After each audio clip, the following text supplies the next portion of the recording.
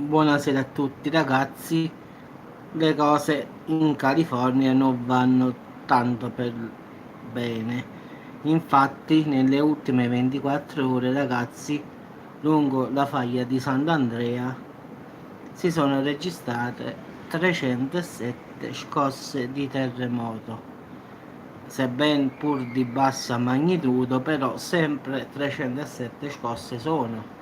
Quindi diciamo che questi terremoti avevano una magnitudo a partire da 1 a 2,5 a 3,9, però al finale ragazzi diciamo che il più grande è stato di 3,8, però rimangono in 24 ore solo 307 scosse, quindi sono davvero tantissime. Quindi diciamo che l'ultimo grande terremoto che ha colpito la California è stato il 4 di luglio con magnitudo di 6,4, che poi è stato seguito da 150 scosse di assestamento, una delle quali addirittura di 7,1. Quindi la faglia di Sant'Andrea continua ancora questa sua forte attività sismica e fa mettere paura a tutte queste persone che vivono lungo questa faglia. Quindi gli scienziati giustamente sono preoccupati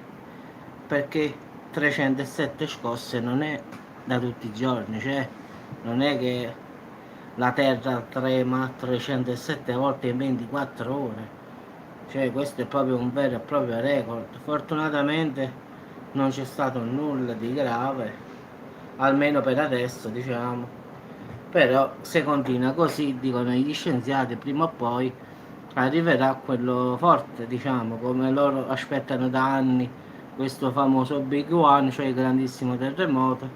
Però secondo me prima o poi con tutto questo casino che sta sotto questa faglia, prima o poi secondo me arriverà davvero, quindi speriamo di no, che smettano queste scosse di terremoto, perché nelle ultime 24 ore ragazzi hanno registrato 307 scosse.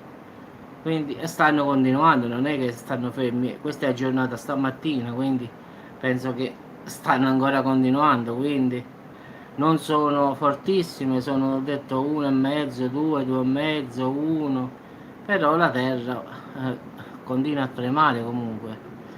Quindi pensano gli scienziati prima o poi capiterà uno grande, quindi come ultimamente c'è stato quello di 7,1, quindi non è una novità che lì arrivino questi forti terremoti, quindi non è una novità.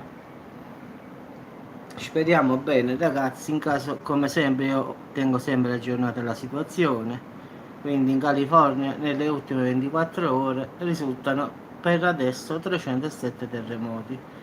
Stanno continuando ancora in queste ore mentre io sto parlando con voi, quindi speriamo bene che perlomeno rimangano solo piccole scosse e non faccia il botto davvero grande.